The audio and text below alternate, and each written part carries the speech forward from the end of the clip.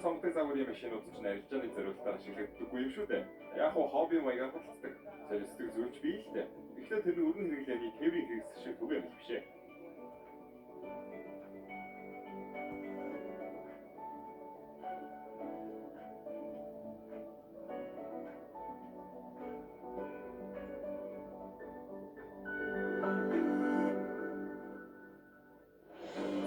Бизнес эдийн засаг технологийн мэдээг Reuters-ийн албан ёсны онцгой эрхтэйгээр үзүүлж байна.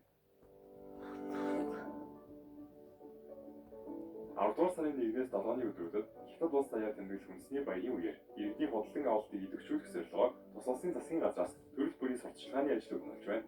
Үүний нэг нь баярын өмнөх хүн анхны мужийн Хэфэй хотод нэгдсэн шинэ эрчим хүчний хөдөлгөөрт автомашины хамгийн сүүлийн үеийн технологийн дэвшлиг харуулах үзэсгэлэн юм. Хэфэй хотын зүгээс цахилгаан хөдөлгөөр шинэ автомашины боловсролтыг дэмжих зорилгоор баярын өдрүүдээр ашиглах 37 сая юаны эрхийн бичгийг гаргасан хэмээн хотын худалдааны тогтоомын ажилтан Хуужин ярьж байна. Зүүн хэсгийн Жанши мужийн Диан дөрөв сүүлийн үед төрөл бүрийн гэрийн тавилга гэр ахуйн бараа бүтээгдэхүүний худалдаагаараа алдсан байгаа юм. Иргэдийн байр сууриас зохицуулах ажлыг дэмжихийн тулд тус мужийн худалдаа эрхлэгчид олон төрлийн хөнгөлөлтийн арга хэмжээ авч байна.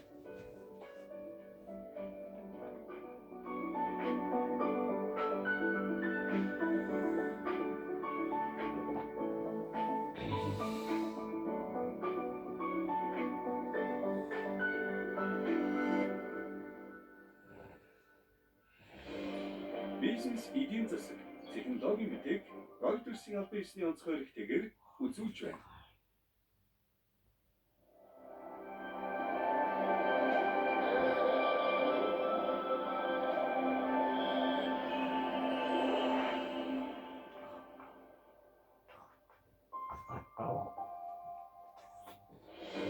Шинжлэх ухаан, эрүүл мэндийн мэдээг Reuters-ийн албан ёсны онцгой эрхтэйгээр үзүүлж байна. Аргентинд тачооны нүүдэл болж байна.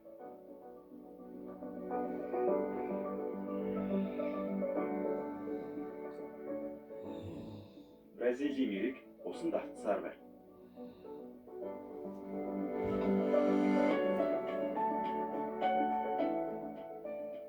Дани археологч Викингийн 90 үеийн 50 нарыг олжээ.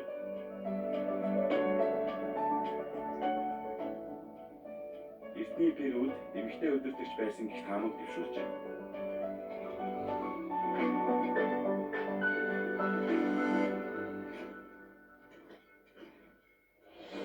Шинжлэх ухаан, эрүүл мэндийн мэдээг Reuters-ийн албан ёсны онцгой эрхтэйгээр үзүүлж байна.